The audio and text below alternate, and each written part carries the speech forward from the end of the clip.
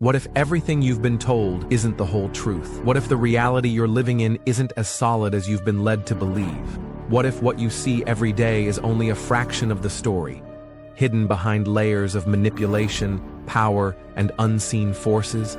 Join me as we explore the strange, the mysterious, and the unexplainable. We dive deep into the things they don't want you to know. But the question remains, is this your reality?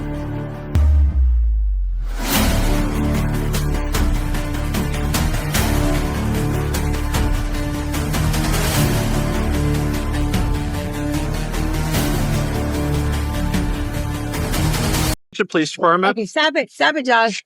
How are you? So the reason I stopped you is you are suspended with a warrant for your arrest. I am? So do me a favor, turn off the car, put the keys up on the dash, detain you for that warrant, and because you are suspended actively. Oh. Hey. What? Come here. Hello? The raccoon has her meth pipe. God. As what? Oh my God. Her meth pipe. He's playing with the meth pipe right now. No, don't reach for it. That's evidence now. Oh, I don't want him to have that. That's why I'm going to do it. Hey, buddy. Huh? It's okay. Okay, you're on ours. He'll be here in 2 minutes. I'm right across from my office. Yeah. Okay. This is what she's smoking meth in. Okay. The raccoon's playing with her meth pipe. All right. Oh, there's no way. He's trying to smoke it. All right. That's nice. There's no way. All right. Enough fun and games. Yeah. You? Huh? Oh. Yeah, he's on his way here. Keep an eye. She was trying to take the meth pipe out of the car. Just keep an eye on her real quick. Every single dinosaur skeleton you see in a museum is fake. What they show you are casts and models, not real bones, the original bones, the remains of a certain flying beast that's been documented all throughout history, mentioned by every single ancient culture. Yeah, nigga, dragons. The bones from previous resets and catastrophes and whatever other fucking genetic monstrosities the civilization before us created in their eugenics labs are locked away, unavailable for independent research. Shocking, I know. It's so shocking. And it basically applies to everyone, because if you've drank tap water, you got birth control. If you've taken birth control, of course, you're birth controlled. If you've been with a woman who's been on birth control, trace amounts affect you. This is shocking. Wait until you hear this. Did you know that birth control is mind control? Let me explain. BC changes a woman's estrogen levels, which alters the testosterone levels a woman searches for in a man. What you can learn from this is that estrogen, essentially the spirit of the feminine, loves testosterone, essentially the spirit of masculinity. Women, when living in a healthy state of mind, love real men. Since the birth control pills make levels of estrogen low, women on the pill have been hormonally conditioned to choose men with low testosterone. Research has even shown that women on BC prefer men with less masculine faces. So please allow me to understand this. You're telling me a pill can alter a woman's biochemistry so severely that it will change her discernment, intuition, and attraction to men, essentially changing her entire family line, her entire DNA that she passes down to her children will be altered by this. And I say, that sounds like mind control. And I'm the crazy one. Now, there's a part of this agenda that is so shocking I cannot even share it in this video. As you know, this is a multi-billion-dollar-a-year industry. But if you comment info below, I'll send you a link and we can discuss further other angles of this agenda and also ways to mitigate the effects and boost yourself. Comment info below and I'll send you a... When you read the story of Pinocchio, Pinocchio has two words, pine, P-I-N, pineal gland, and occhio is ocular. Occhio in Italian is eye. That's why you go to an oculist. So Pinocchio means the pineal gland. Pinocchio is a puppet. It is not a real person. In order to become a real person, to ascend, you have to activate your pineal gland. You have to stop telling lies. You have to stop being deceived by your friends. You have to stop going to the circuses and the shows, as all the philosophers have ever said, getting drunk, intoxicated with drugs, and to be sober. So the pineal gland is the third eye, and it's our highest consciousness. But if you want to be real, just read the story of Pinocchio, and activate your Pinocchio.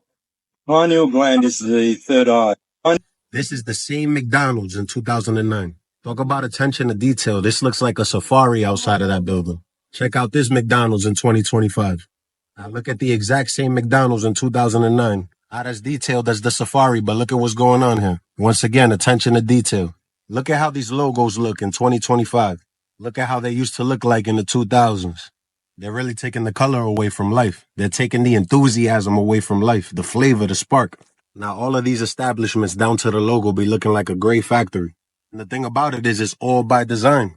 It's all by design. It would be one thing if the aesthetics was taken away from the overhead that you would make as a profit every month.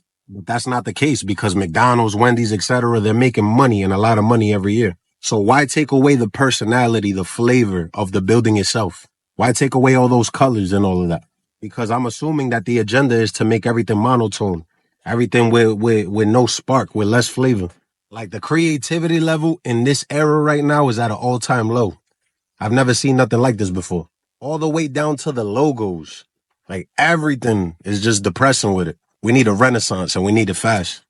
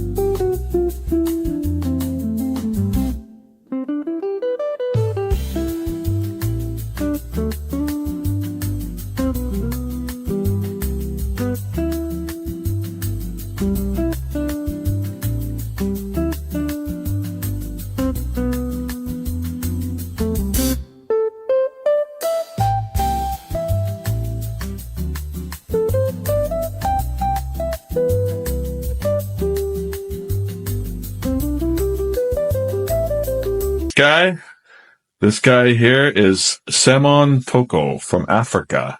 And I'm going to play you a little clip, and hopefully you'll be able to hear this about what he's all about. So the story goes that in the 1960s, there was a black man in Africa who came in with abilities complementary to those of Jesus. And he was performing miracles. He was starting to get people to listen to what he had to say. And the cabal tried to kill him. And, they could shoot him in the head and his skull would just regenerate. The flesh would grow back and he was fine. And, so the crazy story that I heard, and remember, I was told at the time that if I disclosed this, that I would be killed. And I ended up putting it in the book anyway. This is David Wilcox. The story was that this guy, they finally said, okay, we're going to bring you to the United Nations and share your message with the world. Let's get you on this flight. They bring him on this flight, and instead of bringing him to the United Nations, they shot him repeatedly, and then actually had some kind of meat grinder device, and basically like a bandsaw, I guess, and sawed up his body into a whole bunch of pieces, put him in these very like radioactive shielded containers, and then had all these fighter jets dock with the plane and fly his body parts to all corners of the world, where then these containers turned them into ash. And they thought that maybe this would defeat him, like that his body somehow, the tissue was necessary. So if they destroyed all the tissue in all these places across the world, maybe they could defeat him. Well, he then regenerated in their offices and was fully fine, fully intact. But the sad part is that he said, you guys so badly do not want me to be here that I am not going to be able to do any more. You're going to get what you want, but bear in mind that in the future, many others like me will be coming, and when they do, you will not be able to stop them. Wow. Wow. Many others like me will come. Many others. A Jesus-like figure. That's what we're talking about. That's what's coming. Another confirmation of what's coming. 5D. Looking forward to it. Works. So this is below, and there's buildings and houses. Then there's a bridge. And on this bridge, there's buildings and houses on top. So are the buildings built on the bridge? The mud flood, many say, was a deliberate attempt to wipe out Tartaria from history, hiding their advanced technology and knowledge. During the early 19th century, strange events were reported worldwide. Cities were being dug out from layers of mud and debris. Buildings were being revealed that were covered to their rooftops in mud. A global cataclysmic event buried entire civilizations, erasing them from history. But here is where it gets rather unsettling. The Tartarian Empire, an empire often depicted in old maps, was an advanced civilization that existed across Europe and Asia. They built architectural marvels, had access to advanced technology, and were able to harness energy from the atmos. Who were the Tartarians? The official history is hiding a major world power which existed as late as the 19th century. Tartary was a country with its own flag, its own government, and its own place on the map. Its territory covered most of the modern world we know today, yet somehow it was ever so quietly incorporated into Russia and some other countries. 2025. In fact, it could be 1727. Sounds insane. Stay with me as this will blow your mind. In 1991, German historian Hermann Illig proposed something that shakes the very foundation of time itself, the phantom time hypothesis. His claim, the years 614 to 911 AD, never actually happened. They were completely fabricated, inserted into history, a false timeline that we've been living in ever since. But if this is true, who did it, and why Illig believed that three powerful figures were behind this massive historical lie? Holy Roman Emperor Otto III Pope, Sylvester II, Byzantine Emperor, Constantine VII. Their motive to rewrite history for power and prestige. Otto III wanted to rule in the year 1000 AD, a symbolic prophetic year that carried power, legitimacy, and divine importance. But instead of waiting, they simply fast-forwarded history itself. Think about it. If 297 years really happened, we should have undeniable evidence.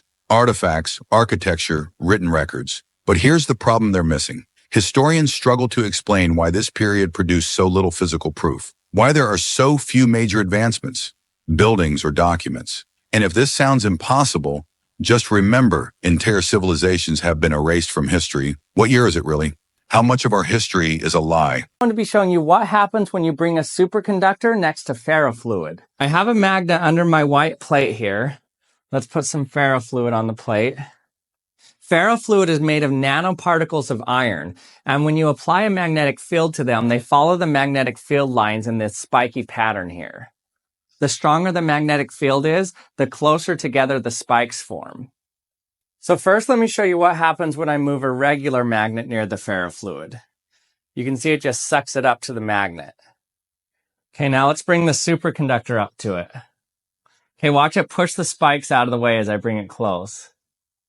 That's because it's opposing the magnetic field at first. Now, if I were able to get it closer, then it would lock in place and it wouldn't push the spikes out of the way. But if I push it any closer, it's going to go into the ferrofluid.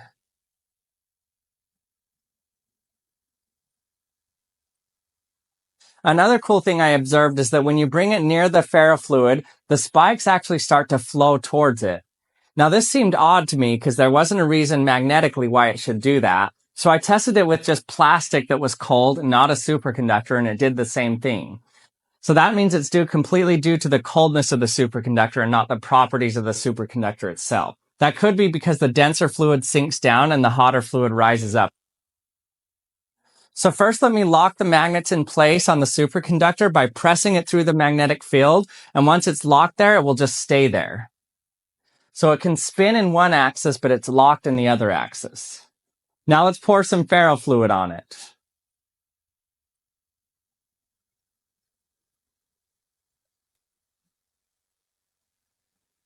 Well, that is amazing.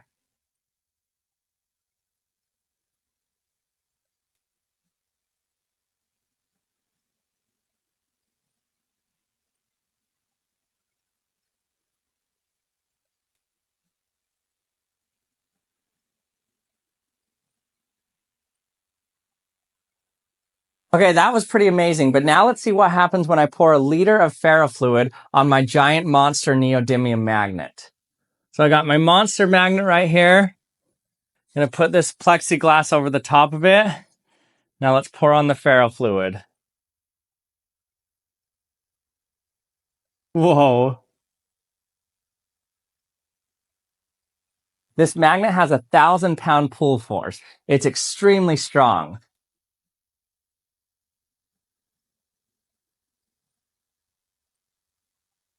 Whoa, this is weird. The fluid spikes up before it even pours out. So this is a liquid that's not viscous at all. It's almost like water.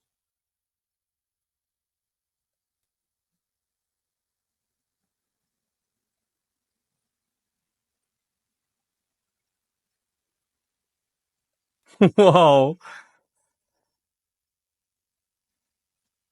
When it gets around the magnet, it's like the density increases past the density of mercury. It makes my hand just float in it. In fact, I have to push as hard as I can to get my hand to even go inside of it. This is so weird.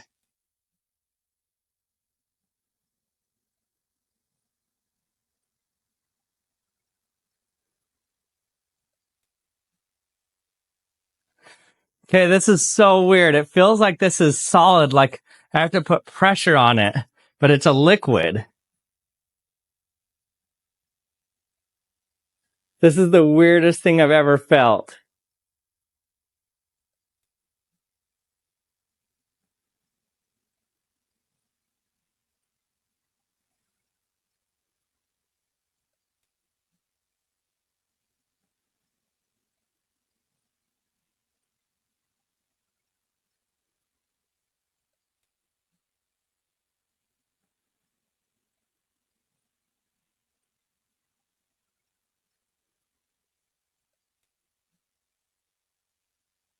Okay, it's completely sideways now. Look at this.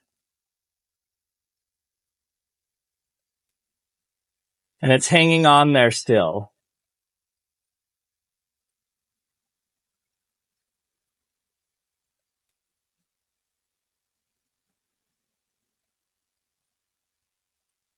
Let me show you how this coin normally sinks to the bottom. Now, if I pick it up out of here, here's the coin.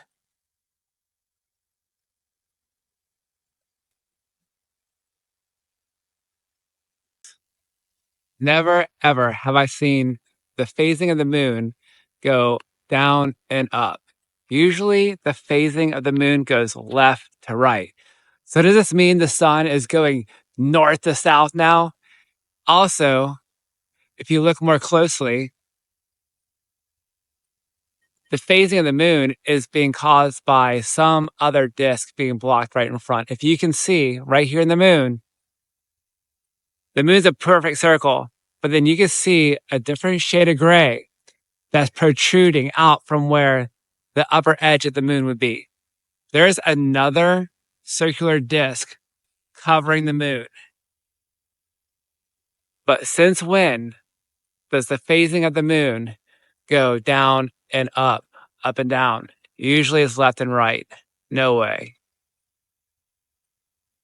About President Obama. She and her grandfather say that President Obama is related to all but one U.S. president. We get more tonight from Action News and Felix Cortez. It's live in our Salinas newsroom. Well, Dan, the youngster spent the summer, really all summer, tracing the family tree of our presidents. Her conclusion that all the presidents, with the exception of one, share the same grandfather. Well, first we start off with George Washington at the top, and then it goes to John Adams, Thomas Jefferson. 11-year-old Bridget Dovigneau says she's made a first-of-its-kind discovery that President Obama and all the presidents before him, with the exception of one, are related and descendants of a former king of England. No, they're all cousins, Oh, I and they're grandsons of John Locke. Dovigneau says she spent countless hours on the internet over the summer researching the United States and the Soviet Union. It was created by those at the top to fund the New World Order and the New World Order's police force. At the highest levels of all countries, they all belong to the same club. And we, the people, sit back and we watch this grand drama, which is being played out for our benefit, not theirs. If it wasn't for us, they wouldn't even have to do any of this. But you see, they just can't come out and destroy all of us because they need slaves. They need people to make their shoes and make their cars and mine the ore. They need worker bees, and that's what we are. In the New World Order, we will be the worker bees, the slaves. Most people are no better than animals who do not have intelligence because they don't use their intelligence. And to these men who control things behind the scenes, you are stakes on the table by choice and consent, and will always be ruled and manipulated and enslaved by people who do use their brains. Is actually just a projection of our mind. This sounds like the script from the movie Matrix, but I'm going to explain how science looks at it. In the analytic idealism theory, former CERN scientist Bernardo Kastrup says that all matter is what the mind looks like from the outside. That matter does not create consciousness, it's consciousness that creates matter. He says that our physical reality is the outward appearance of our thoughts and our emotions. Just as a smile doesn't cause happiness, the brain doesn't cause consciousness. It's just a symptom of it. And Kastrup proposes that there's only one universal consciousness called the mind at large. Just like how the ocean creates infinite waves, each individual wave is our human experience. When the wave is above the water, it is temporarily disconnected from the body of ocean, creating our unique individual perspective on life. And this is where it gets interesting. He says that death is an illusion. When the physical body dies, your consciousness becomes reintegrated back to that one universal consciousness. Just like how a wave, when it crashes back into the ocean, becomes the ocean again. So in a world where conventional science says that we're just these biological machines that happen to have consciousness, Kastrup says that you are actually part of the creator and you are the universe waking up to itself.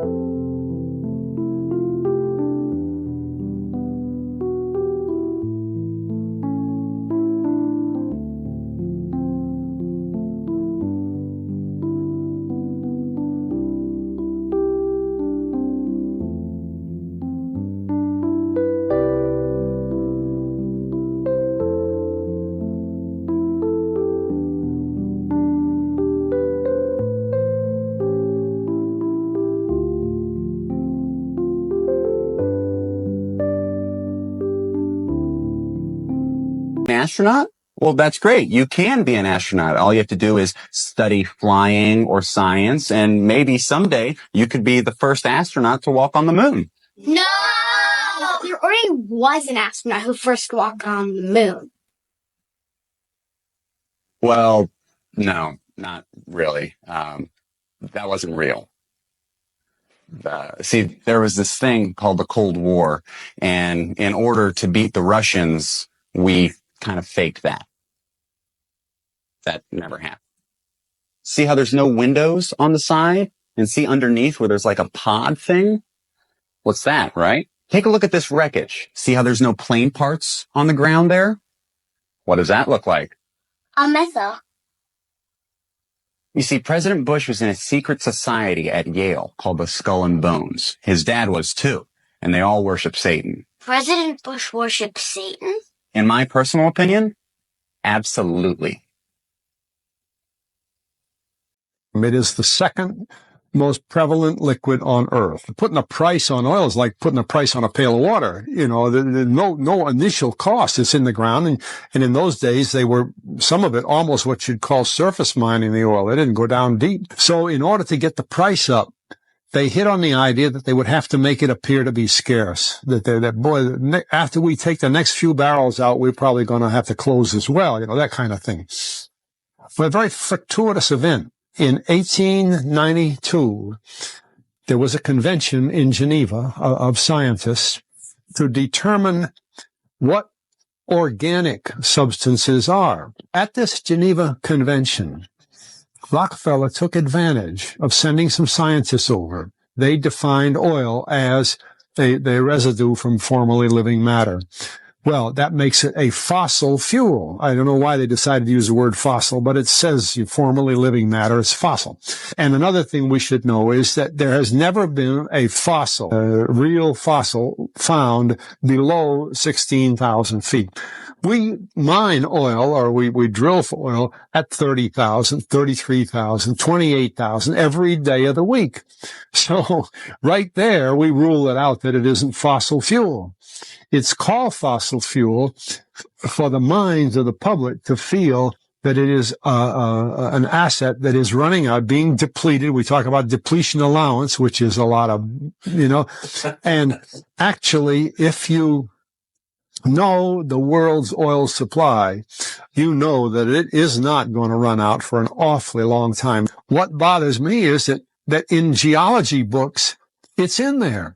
The geologists say it's a fossil fuel. They've been bought to create a world price for oil. In other words, not 30 cents a gallon here and 90 cents a gallon there, but let's get a world price. That's their goal. No. Let's get deep into it. Here we go. The United States of America was incorporated in London in 1783. The United States of America is a territory of Great Britain. The colonists did not win the Revolutionary War. The British troops did not leave until 1796. Wasn't too long ago. 2. King George III of England financed both sides of the Revolutionary War. 3. The IRS is not a U.S. government agency. It is a debt collection agency of the International Monetary Fund, which is also known as IMF. The IMF is an agency of the United States, which is the UN. The U.S. has not had a U.S. Treasury since 1921. I wonder why. 6. New York City is defined in the Code of Federal Regulations, also known as CFR, as the United Nations. Okay, let's go to 7. No judicial courts nor judges have existed in America since 1789. Executive administrators, not judges, executive administrators, not judges, enforce statutes and codes. 8. You cannot use the U.S. Constitution to defend yourself because you are not a party to it. Use instead the Bill of Rights. You own no property. Slaves cannot own property. Read the deed to the property that you think you own. You are listed as a tenant. We are slaves and own nothing, not even who we think are our children. That's deep. 11. Great Britain is owned by the Vatican. 12. The Pope can abolish any law in the United States. Make sure y'all take notes. 13. We are human capital. 14. We are enemies of the state. Let's see what else they got, y'all. Trying to get through this as quick as possible. 15. Your name, when spelled in all caps, is a corporation. 16. The people do not include you and me since our name are all capital letter fictional legal names. 17. A 1040 form is a tribute paid to Great Britain. Here's the rest of South America as 1, Africa as 2, and Australia as 3. Notice how there is no cables from here to here or here to here. You might ask, why is that important? Here's why. The reason you will never see these cables connected is because look how far the distance is from 1 to 2 and 2 to 3, and the vast distance from 1 to 3. But Ryan, what about these cables here? Oh yeah, you mean the short distance right here? But you might ask yourself, Ryan, why is that important? Over 99% of the world's internet traffic, including international phone calls and data transfers, rely on cables. Not satellites, cables. Y'all, pull up any map of sea cables and you will see that none of these touch.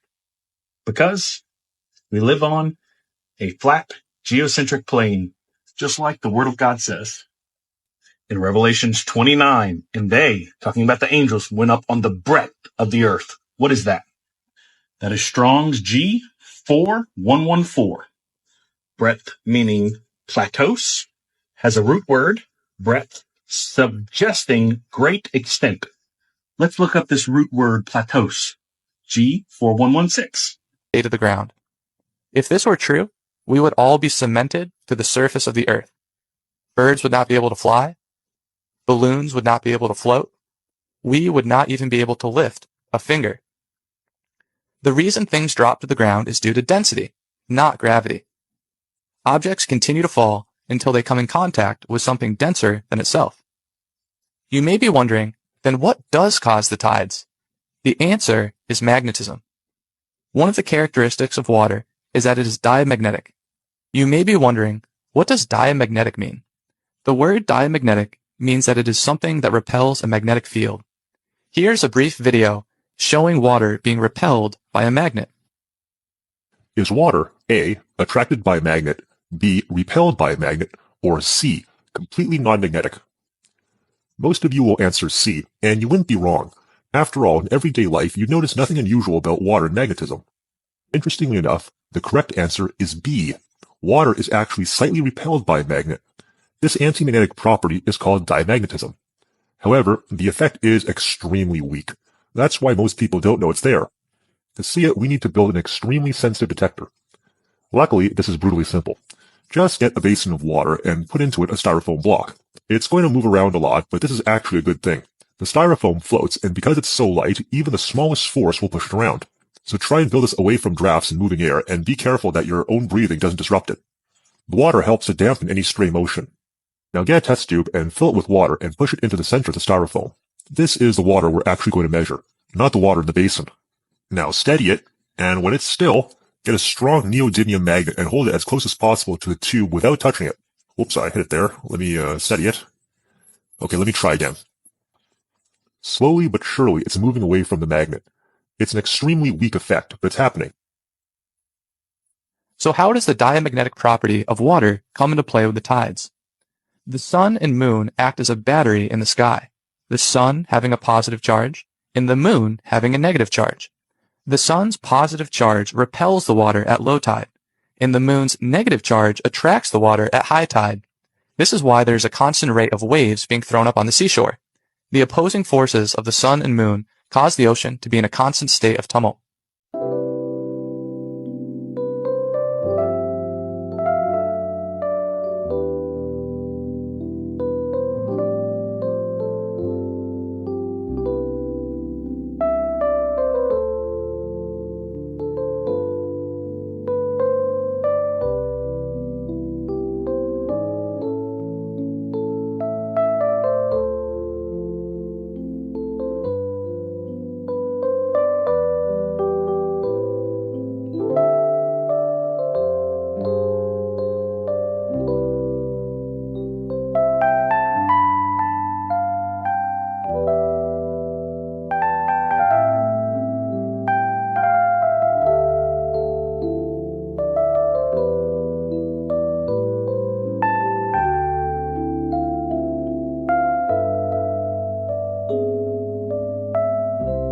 power outages in Europe. Yes, the power outages in Europe are orchestrated by the electric companies.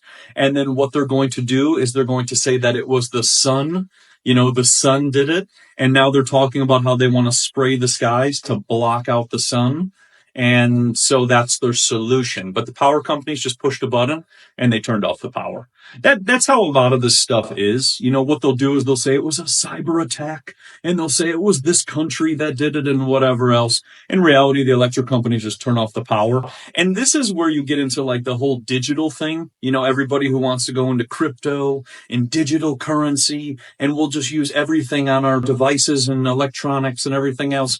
Because when they just push the button, all your stuff turns off, all your money turns off, everything turns off.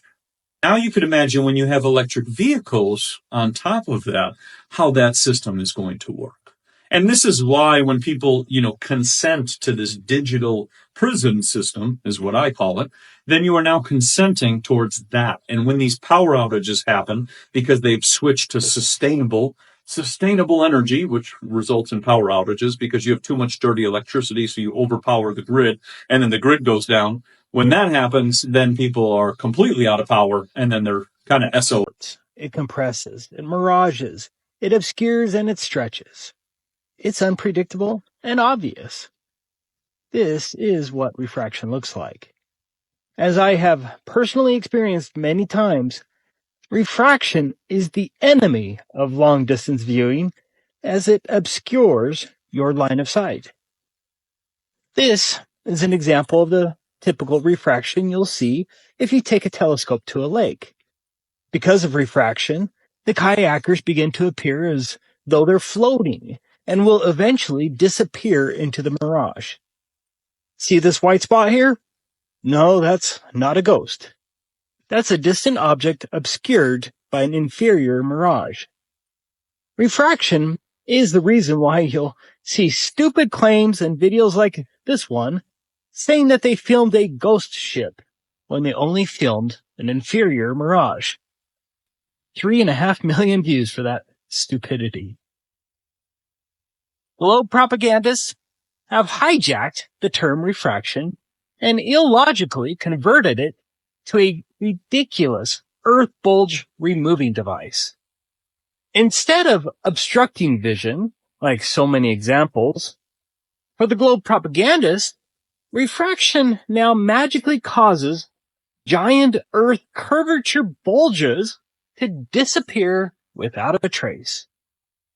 They want you to believe that the giant Earth bulge that should have been blocking these distant boats just disappeared.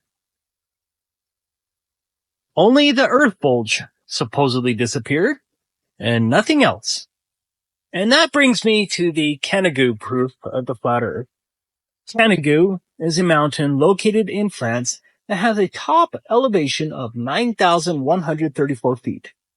Twice a year, in February and October, many people go to Marseille, France, to film Canigou.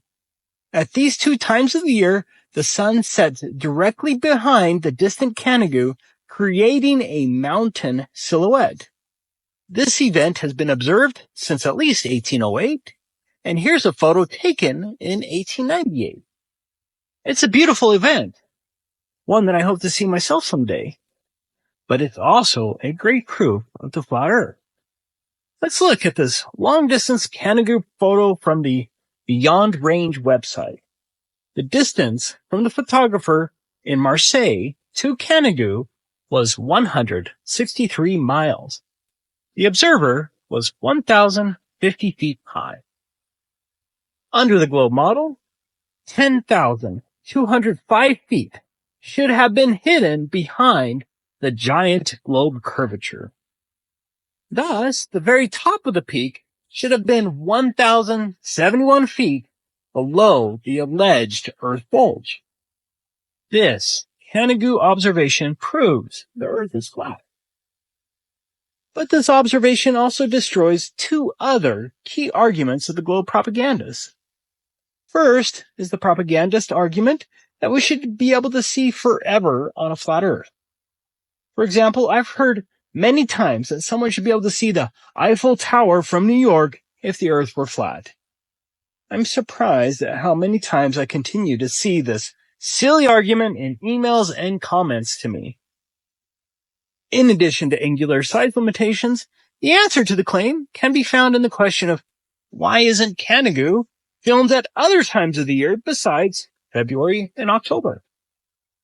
Without the aid of the sun creating a silhouette of Canigou, it is obstructed by the opacity of the atmosphere, and so you simply can't see it.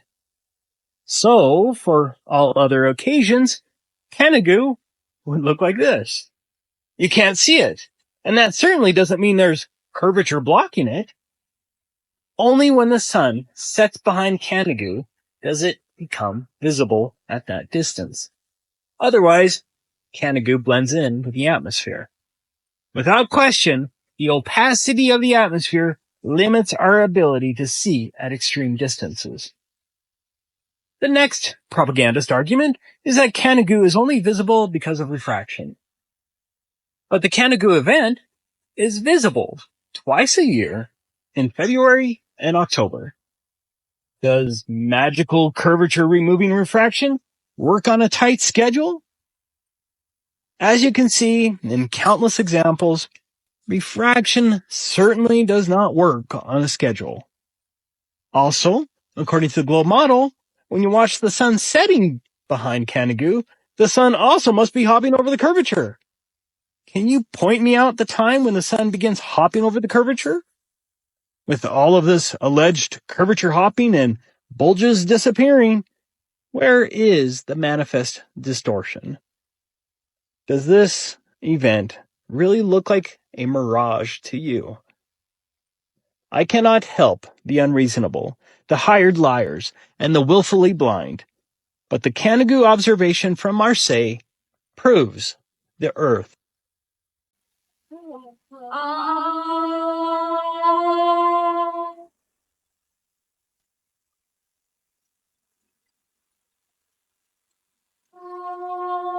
Everything vibrates at a frequency, and if you know that frequency, you can control things. This is the model, and this is diagramming all the frequencies of the elements and what their vibrational frequencies are and the numbers that measure those frequencies. And they're all the numbers we get from looking at these ancient traditions that recur over and over and over again. And so through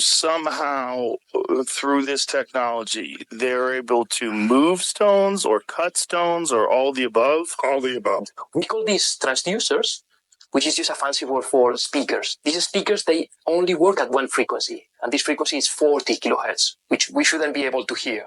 Only bats, dogs, and other animals should be able to hear 40 kilohertz. But because the ultrasound is so powerful, if we put some particles, they should be kept in midair with the power of sound. And all these things that they are just being like kept there with there, actually it's not there, it's the ultrasound pushing them from all directions.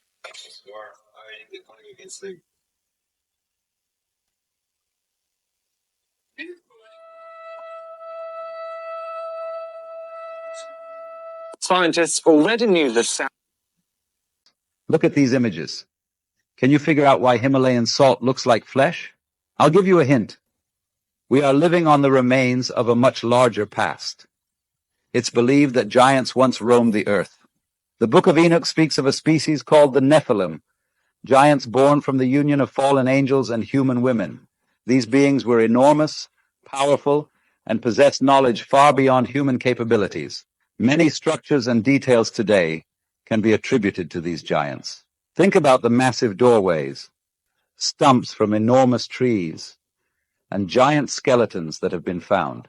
But it gets even deeper.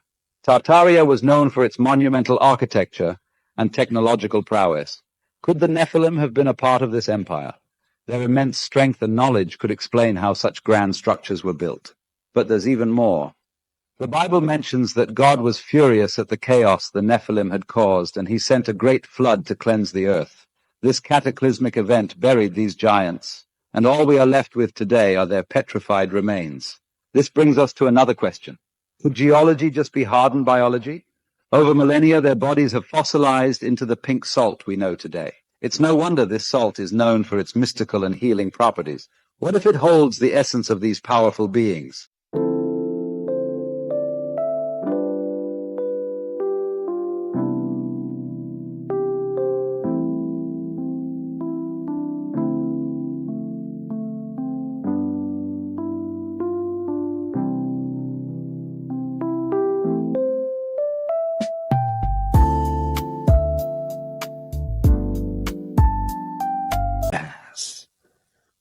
got your ass now.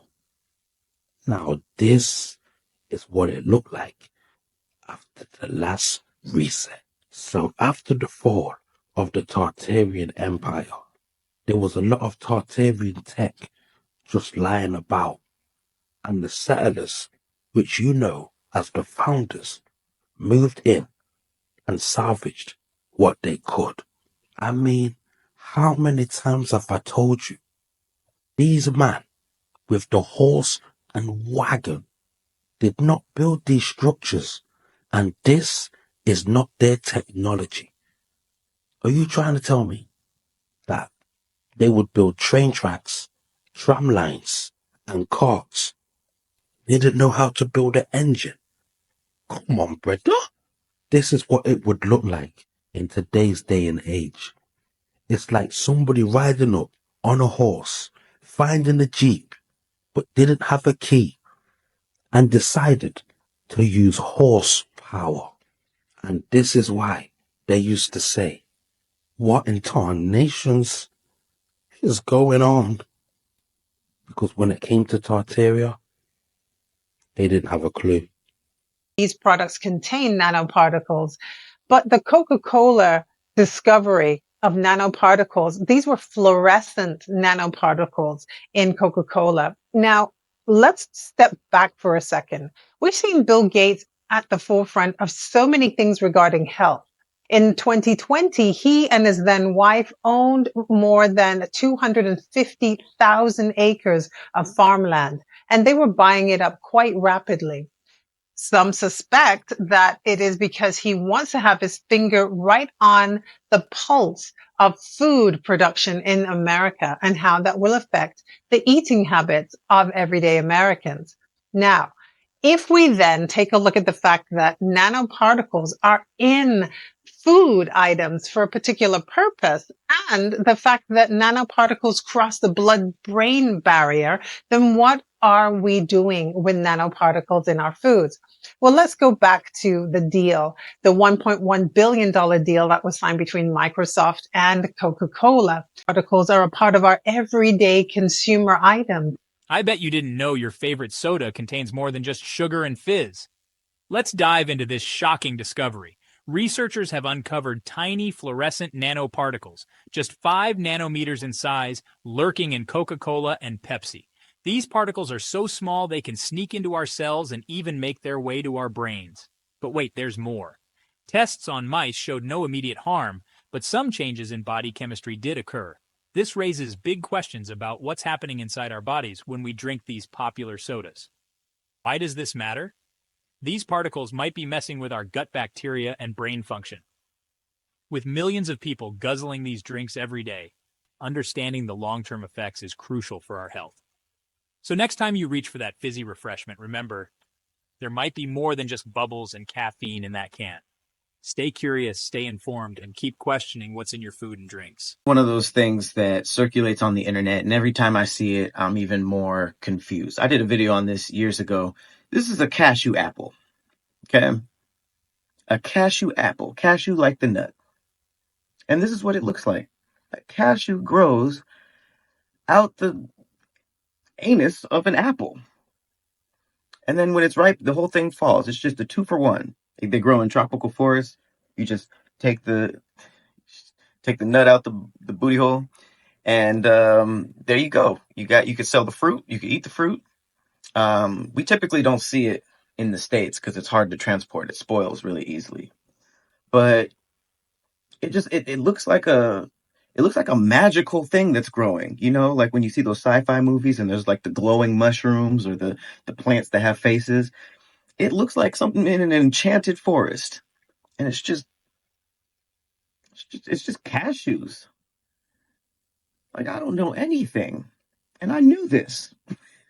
I don't even know the things I knew. That's how mind-blowing it is. I already researched this, and it blows my mind. Not to mention that the cashew, when it's grown, it has like a poisonous acid in it. And so when it's picked, it has to be like dried out, it has to be roasted. They have to do all these processes to take the toxins out. And then by the time it gets to us, it's just trail mix or some, Like we have no idea. People in other countries are eating cashew apples. What even is that? A cashew apple that pooped out like a cashew hemorrhoid that just hangs on, and then you have to take the poison out of it, and then yay, trail mix. That's big trippy. Big trippy. Next, you're gonna tell me that almonds come out the armpit of a banana or something. You know, peanuts are literally come from elephant testicles. I don't know, but this is crazy.